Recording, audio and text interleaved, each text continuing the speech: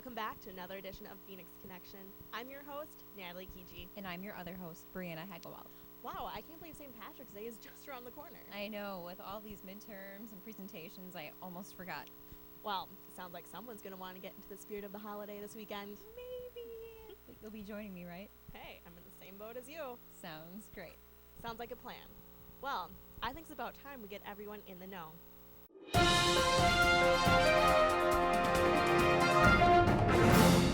Well, there isn't much to do around campus this week since spring break is fast approaching. And due to spring break, there will be no cheap seats movies this weekend. Just a reminder to students filling out the FAFSA forms, the deadline is this Thursday, March 15th, so make sure you get those forms completed and submit them in. We're going to take a short break, and then we'll be back after On the Ball.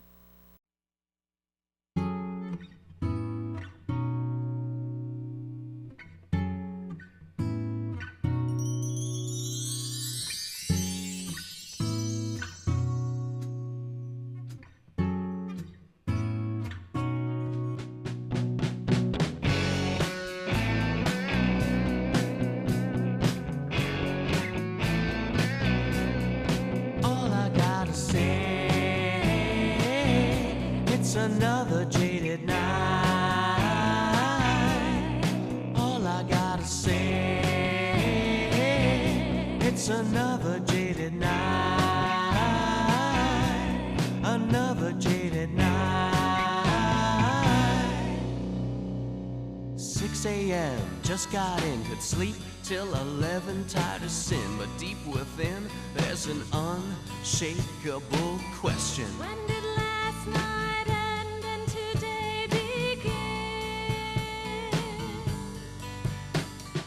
it's all a blur, it's all a blur.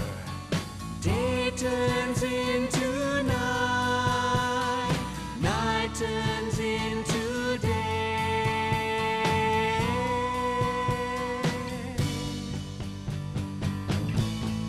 All I gotta say, it's another jaded night. All I gotta say, it's another jaded night. Another jaded night brings another jaded day.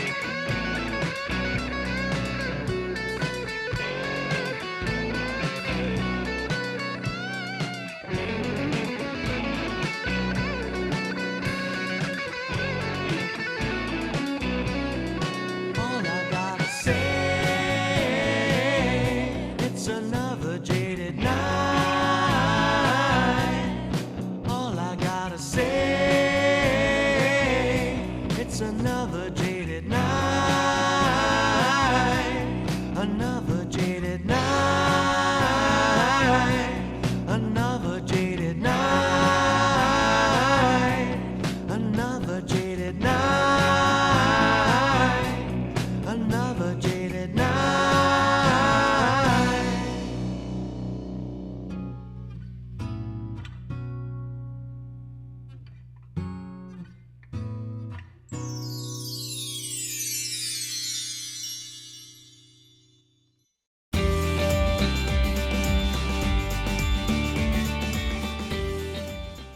Welcome back to another edition of On the Ball Sports. We cover the sports teams here on campus as well as teams on a national level.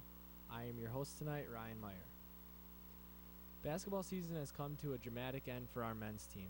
They suffered a heartbreaking loss this last weekend to Valparaiso in the semifinal game of the Horizon League tournament. They missed their chance to advance to the Horizon League championship, but hopefully they can come back stronger next year and claim what they have been working for. Keep your heads up. We can't wait to see what you guys have in store for us next season. Our women will host Valparaiso on Wednesday night of the quarterfinal round of the Horizon League tournament. The Phoenix just ended their 5th unbeaten season with a huge win against Milwaukee this past weekend. Senior Adrian Ritchie was named Horizon League Player of the Week with big games against Milwaukee this past weekend and Loyola 2 nights prior. The Phoenix have a 16-0 Horizon League record moving into the tournament. Hopefully we will bring another Horizon League championship back here to Green Bay, Wisconsin. Our men's tennis team had a decent set of matches this past weekend. The team rolled past Bradley with a 4-0 set over the competition on Friday. They moved on to Saturday to lose a tough 4-3 matchup against number 70 ranked Wisconsin. The men's tennis team moves to an 8-5 record in the past weekend split. Over spring break, our softball team will be traveling to Orlando, Florida for a week-long preseason tournament. It is still being determined who they will play and when. We will have an update on how they did down in Orlando on our show after we return from spring break. Good luck, ladies, and have a great time down there. The regular season will start on March 23rd against UIC. We are going to take a short commercial break, but when we return, I will have some breaking news on the Green Bay Packers.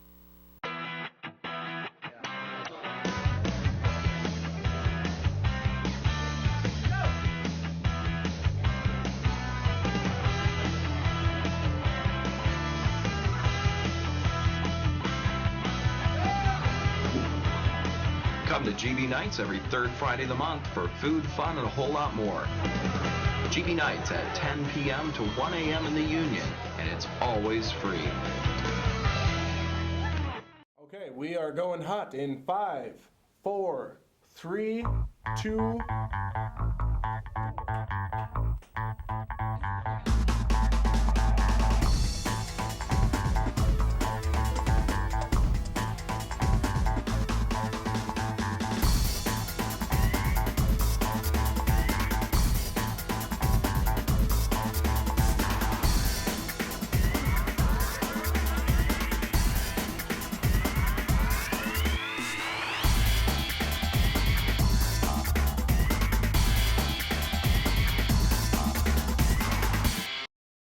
Welcome back to On the Ball Sports.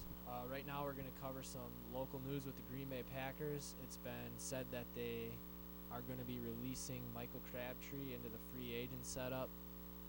Personally, for me, I don't follow this whole players being released big thing too much, but it kind of seems like they're maybe making some mistakes with not signing some of these guys back, because they already let Greg Jennings go, and he was looking for a lot of money, but he's a phenomenal player, and he's been nothing but good for us, with the exception of last year because he was hurt.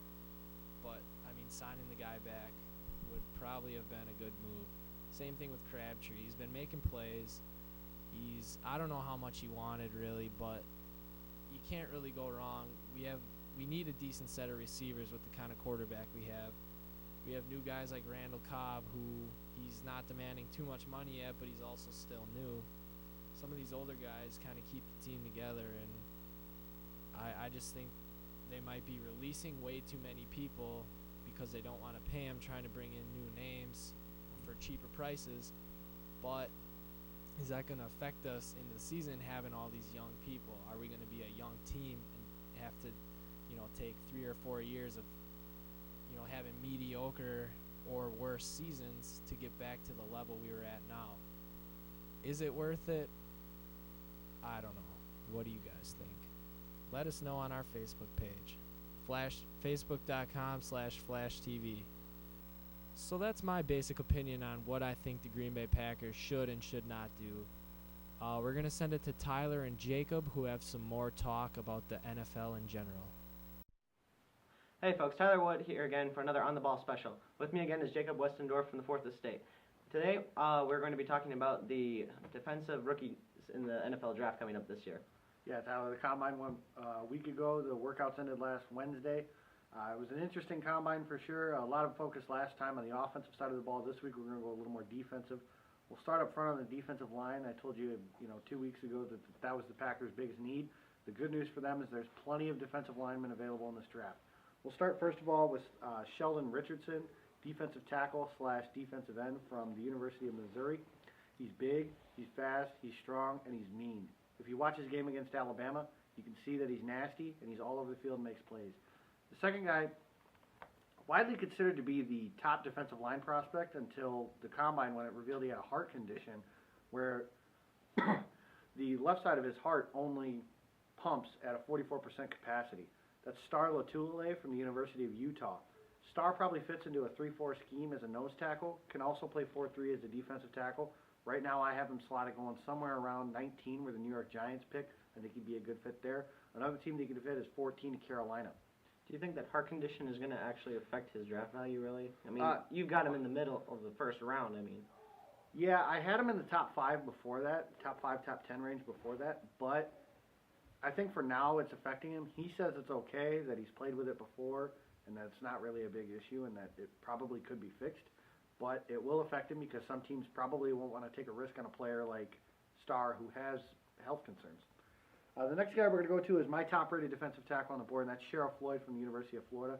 I have him going number 2 overall to the Jacksonville Jaguars. He's that good.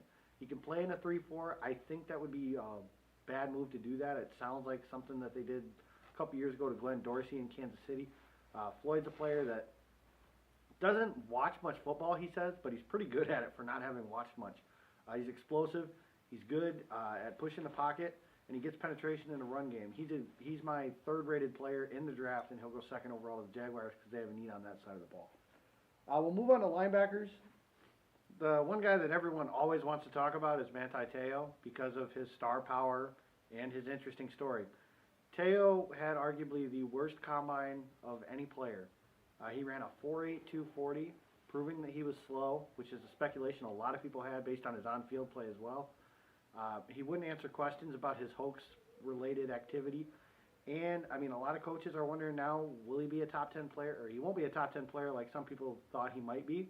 Will he even be a first-round player now? I don't know. I mean, I haven't seen anything quite like this in a very long time. It's a very interesting case with Manti Te'o because as early as late December, early January, he was a top 5, top 10 draft pick consensus. That was a little misguided, but now his stock has just fallen so dramatically. It's a little ridiculous to watch. I mean, it's entertaining, and I mean, you almost never know what's going to happen next. Sticking on with the Manti Te'o thing, how bad do you think the hoax affected his draft value in terms of how he is? I mean, the combine, if you take that out, you're going straight from his last season success and past season success, and also with the hoax. I do think it affected him. I don't know that he was ever going to be a top 10 pick, especially based on his combine. But now teams, one of the biggest advantages that there was to drafting Te'o early before this hoax happened was his character. Now his character is arguably the biggest thing in question about him, especially if it comes out that he was in on making this woman up. It's interesting to see because I don't know that anything like this has ever happened, and there's a lot of questions that NFL teams are going to ask, and Te'o's going to have to answer. I'm certain this is definitely a hard-to-believe story. Oh, yeah, definitely. Moving on from that, though, my top-rated inside linebacker since early in the season was linebacker Kevin Minter from LSU. Minter's a player that I am absolutely in love with. I think he's nasty. I think a quote that he said that defines him perfectly is, "I don't want to just play with you, I want to play through you," meaning he wants to run people over. I think that's the mentality a linebacker has to have. He's probably a little on the weak side in coverage, but that'll improve as time goes, as footwork gets better. He's a player that I think will be taken in the middle of the first round, and he should be the first inside linebacker off the board. You thinking first round, second? 21 to Cincinnati is where I have him going right now, so yeah, middle of the first round. Alec Ogletree is the next player. He plays for Georgia. He's a player that he's very, very talented, but like Manti Te'o, he actually has some legitimate character issues. The week before the combine, he had a driving under the influence issue running with the law. He's been suspended for drugs. He's been suspended for not being in class, not having good grades, things of that nature. Talented player. Probably will slip into the second round because there's some concerns about his character. And the final guy as far as linebackers go is Oregon defensive end / outside linebacker Deion Jordan. Jordan lit up the combine. 6'6", 260 pounds, a broad jump of 42. He jumps out of the gym. He's fast. He's strong. He's probably the best pass rusher on the board, and he should be taken in the top 5, no questions asked. All right, moving on, we're going to probably one of my favorite positions for defense is corners. Yeah, corner is an interesting position this year. Arguably the best player in the draft is D. Milliner from Alabama. Milliner lit up the Senior Bowl practices. He lit up the national championship game against Notre Dame. He was the best player on the field in that game, and he had a good combine to show it. He's 4.3 speed. He's got cover skills. He's easily the best corner in this draft. He could be a top 5 player as well. potentially 4 to Philadelphia with them cutting Nnamdi Asomugha, and Dominique Rodgers-Cromartie is a free agent as well. There are other corners in this draft, though, which some may not lead you to believe. One of them is Desmond Trufant from Washington. He's big and physical. He's got good ball skills. He played well at the University of Washington. He should be a top 15 pick. Jonathan Banks is another player that's interesting. And then finally, Xavier Rhodes is a physical corner as well. He could maybe slide to safety with his size advantages, but I think he's better as a man-to-man corner. He's from Florida State, where they have those guys play man-to-man. You kind of saw him in the Orange Bowl. He made Jordan Lynch look bad on a couple different scenarios where he was batting down passes and just making plays in the passing game. And he's big and physical against the run, which is something a lot of teams are looking for in their corners nowadays with guys like Adrian Peterson, Frank Gore, and these quarterbacks running the read option. The corners have to be willing to come up and ready to hit. Oh, yeah. I mean, back in the day with Woodson being a good corner, I mean, before he shifted to safety, Woodson was the definition of an ideal corner, basically. And now we're trying to find guys in the draft to see if we can fill that spot. Yeah, there's a lot of people that want to look and see if the Packers will draft a corner to try and fill that Charles Woodson type role as a rover. He roams, plays at the line of scrimmage, plays on the outside, plays in the slot for cornerback, and even could line up at safety. Rhodes is a player that I think could do that. I don't think he'll slip to 26 where the Packers are picking. Finally, arguably the deepest position in this draft is safety. The best player on the board is Kenny Vaccaro from Texas. I think Vaccaro's a great player. I think he could be a top 10 pick. Safeties tend to drop a little bit, though, so he'll probably go in the 16 to 22 range. If the Packers were to trade up from 26, I've often said he's the player that they would be trying to target at that spot. He probably would have been the second safety off the board last year behind Mark Barron. He's a similar kind of player. And the way that the Packers like to have their safeties play, that's how Vaccaro plays. But the position is deeper this year, so trading up for a safety may not be needed. Another guy that you probably haven't heard of because he played for Florida International is Jonathan Cyprien. Cyprien's a good player that's rising into the first round. He's finally getting some notice, which he didn't get during the college season because of the team he played for. Other guys, Eric Reed from LSU. Reed had a bit of a down year. He was seen as a top 15 pick coming into the season, and now probably a second-round pick because of questions about his range and coverage. And he kind of struggles to tackle at times as well, but he does like to hit, and he's got a nose for the ball, so he's got some ball skills. I think Reed could be a good player in Green Bay as well. I don't know that he'll necessarily slip to their second-round pick, though. And finally, we have Matt Elam from Florida. Matt Elam, I love this kid. I think that he was the best safety in the SEC. Eric Reed got a lot of attention because of LSU's defense the previous year with their secondary of Morris Claiborne and Tyrann Mathieu. Matthew's a player we didn't talk about because I don't know exactly where he's going to get drafted. It's hard to gauge him because he doesn't really have a position. But Elam's a player that he's got good range back in the safety. He's got good hands. He intercepts passes. And he was the leader of that Florida defense last season. There's plenty to like about a player like Elam. And this safety class is so deep, you could probably pick him up around the third round. So you're not overvaluing a player like that, which is an interesting case, especially in Green Bay. And speaking of Green Bay, I know we talked a little bit more on like what kind of needs that they're going to need for the draft this year, and we kind of hit on the corner, safety, defensive lineman aspects. Out of those guys, who would you hope that Green Bay gets? As far as defensive linemen, there's a lot of defensive linemen in this draft. There's one guy I didn't mention. His name is Margus Hunt. Hunt's a player from out of the country. He's 6'8" and 280 pounds. He's got 39-inch arms, so he's gigantic beyond all recognition. I think that the Packers need to add a guy like him because he fits the prototype of a 3-4 scheme. He'd be a good defensive end there. As far as the secondary goes, like I said, my favorite safety in the draft is Kenny Vaccaro. I don't think the Packers will be able to get him, so my next choice would be Matt Elam from Florida. All right. Well, that's going to do it for us. Next week we won't have another episode, but in a couple of weeks we're going to be doing our MLB Opening Day show. We're going to be previewing both the American League and the National League overall, give our World Series predictions, and see what we think how the Brewers are going to do this year. Till then, I'm Tyler Wood, this is Jacob Westendorf, and we'll see you next time. So hot in here. I gotta open a window. Wrong. ResLife asks that instead of opening windows this season to moderate your room's temperature, you should follow these simple guidelines instead. Adjust the temperature using the thermostat. Shared bedroom apartments have a valve thermostat located to the right of the exterior wall. Keep Pamperin Hall as an electrical thermostat in each apartment. All other residence halls and private bedroom apartments have a black knob on the heat register that allows students to open and close the register to adjust heat flow. This can also be found on the exterior wall. So please, use the thermostats to save heat instead of just opening the window. It's so cold in here. When your apartment gets too cold, Residence Life recommends the following. Double check the vents. Make sure they are open and there is nothing obstructing the flow of warm air. Also, double check that all the windows are properly closed.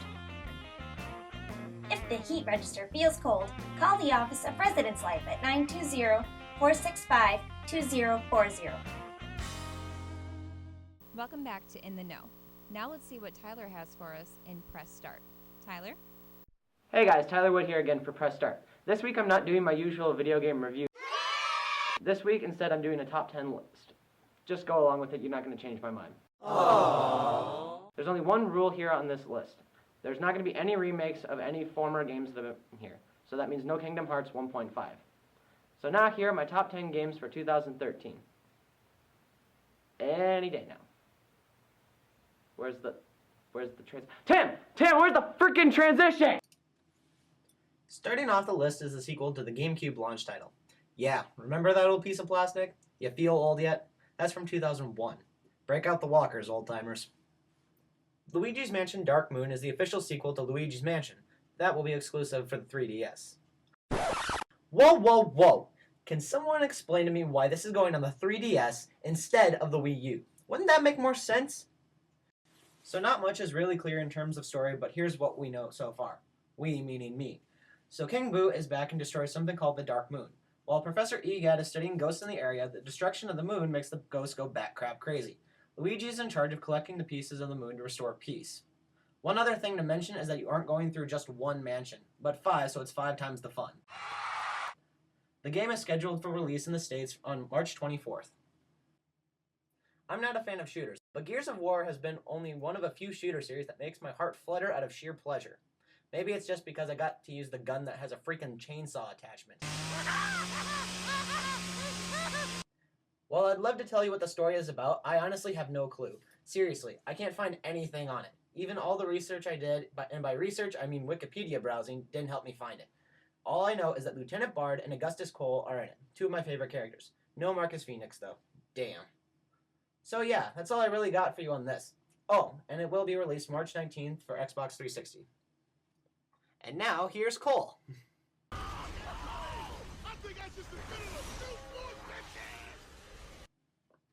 Officially getting his own video game like Batman, Wolverine, and Superman. Ugh. Deadpool, Marvel's fourth wall-breaking smartass assassin, will be starring in his own game coming out this summer for Xbox 360 and PS3. Not a lot is revealed in terms of story, but here's what is known so far. Deadpool comic writer Daniel Way has teamed up with the developers High Moon Studios to come up with a story for the game. All that has been revealed so far is that Deadpool has to kill a corrupt media mogul. While this is going on, Mr. Sinister is collecting DNA to make a mutant army. Deadpool himself gets to fight with a wide variety of guns, swords, hammers, laser guns, and tons of other weapons. He's literally a walking armory. And just when I thought Deadpool couldn't get cooler. You have anything else to say? Sayonara, biatches. Well said, Deadpool. Metro Last Light is an action survival horror shooter coming out on May 14th for Xbox 360, PS3, and PC. Honestly, I can't find much on the game itself. Seems to be a pattern developing here.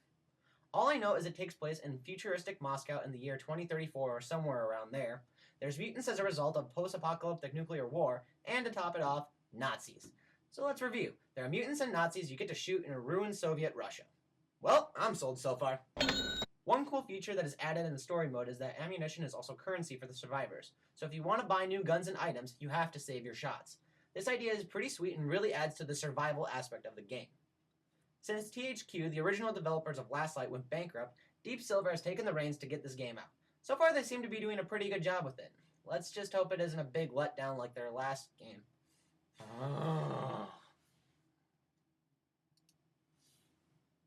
After Assassin's Creed 3 was met with mixed reviews, AC4 Black Flag will be coming out on October 29th. AC4 will be focusing more on the sailing mechanic from AC3, which is arguably one of AC3's best features. So where do you go from the Revolutionary War? The 1860s during the Civil War? The 1940s during World War II where you have to kill Hitler? Nope, you're going to rewind a bit to the Caribbean and play as an assassin pirate. Assassin pirate. You know what? I'll allow it. That's still pretty cool. Shut up, bird! I'm a bit hesitant on the newest installment, however. While AC3 wasn't bad by any means, it wasn't what I expected. So Black Flag really has to impress me.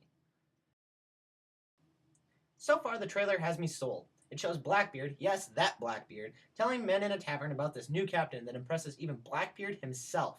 This new assassin has impressed one of the most ruthless pirates in all of history. Granted, the weapons are a bit limited, to say the least. In the trailer, he's using 4 pistols, yes, 4, 2 swords, and of course the Hidden Blade. This game holds a lot of promise, and I'm very excited. Now let's just hope it doesn't end up in Davy Jones' locker when it's released. Oh, yeah, I didn't put something here. Oh. Quick, play me out, boys!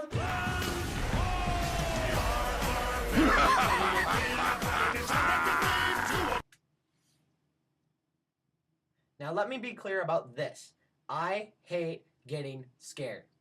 Now if you haven't already played the PC, the game that has made most players sit in a pile of their own feces, then do yourself a favor and play it. Seriously, it's that good. Amnesia: A Machine for Pigs is the official sequel to the popular indie horror game Amnesia: The Dark Descent. While I question Frictional Games' decision on the name choice, I still trust it. You play as Oswald Madness, aka Mr. Moneybags, after a bad drunken trip in Mexico. You get visions of a machine while he sleeps. After recovering from the world's worst hangover, you hear a familiar roar of an engine. The gameplay will be much like the first game, so fans of the series will be able to catch on quickly. Something else that's also definitely worth mentioning is the fact that the graphics look even more incredible than they did in the last game. The last game was pretty good, but this one definitely raised the bar by a lot. Amnesia: A Machine for Pigs will be available for Windows, Mac, and Linux. Finally, a game about police dogs. Wait, that's not what the game is about? Well, what the Watch Dogs is one of the launch titles coming out for the PS4 this fall. Made by Ubisoft, the geniuses behind the Assassin's Creed series, Watch Dogs' core gameplay comes from the AC games. You play as Aiden Pierce, a hacker with anger management issues. And we're not talking about this kind of anger problem. I'm talking about this kind of anger problem. In a futuristic Chicago, all technology will be interconnected from cell phones to traffic lights to whole electrical grids by one giant computer. So why are we playing as a hacker? Because hacking is a big portion of the game. You use hacking to get into people's cell phones to get info, or to tamper with things like traffic lights to cause accidents to kill targets. Or you could go the more direct approach. That works too. Kinda reminds me of that show Person of Interest and Assassin's Creed got together and had a kid. It just amazes me that Ubisoft can come up with games like these, and then come out with crap like these. Watch Dogs will also be released for PC, PS3, Xbox 360, and Wii U. Naughty Dog Studios has amazing success with their games, from Crash Bandicoot to the Uncharted series. Gold stars for Naughty Dog. Their newest project, The Last of Us, looks to be their greatest work yet. The Last of Us takes elements from Uncharted, Resident Evil 4, and The Road. You play as Joel, who reminds me more of a badass version of Bear Grylls. Is it Grylls? After an infection takes out a majority of the world population, Joel must escort Ellie, the daughter of a friend of Joel's who died during the infection, to a safe place. The game has the player not only surviving from the monsters as a result from infection, but the survivors themselves. Almost everyone is an enemy, and you have almost no one to trust. Wow. And how do you know this game is powerful? Because at E3 with the announcement of the game, the end scene of the demo was this.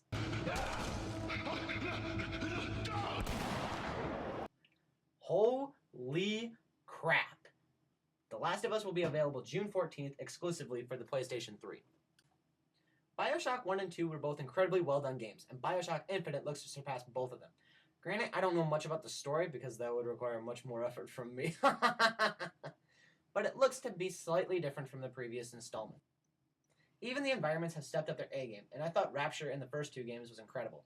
The series is going from a 1950s retro version of Atlantis to an island in the sky that is a cross between steampunk and 18th century America. Smells like freedom. America!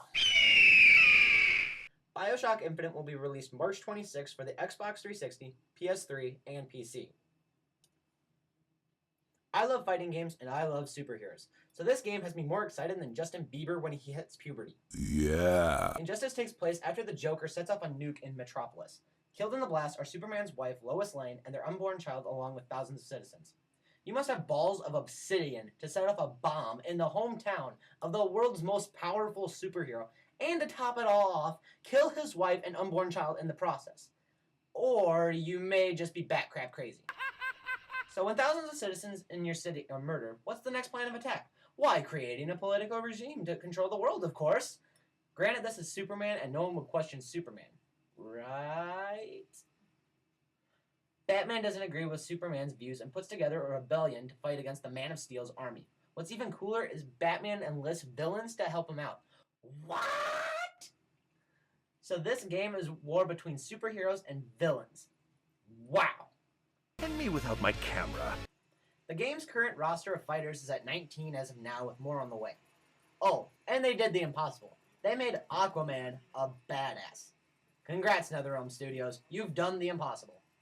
Injustice is set for release on April 16th on all major consoles. Well, there you have it, my top 10 games of 2013. This is looking like a really great year for video games. To those of you who may not agree with my list, or if I may have left something off on the list, to that I say, I don't care, it's my list, deal with it. There are some other games that I left out on the list that are definitely worth mentioning, including Grand Theft Auto 5, Pikmin 3, and Pokemon X and Y. Another game also on this list is God of War Ascension that is coming out on March 12th. That's all the time I have this week on Press Start. Next week we'll be doing a review on Tomb Raider. We'll see if the recent reboot gives any justice to the series. On that note, this is Tyler Wood from Press Start. Have a happy St. Patty's Day, guys, and we'll see you guys on the next level. Well, that's all we have this week on the Phoenix Connection. See you all in a few weeks when we return from spring break. And remember to have a fun and safe St. Patrick's Day. Stay classy, GB.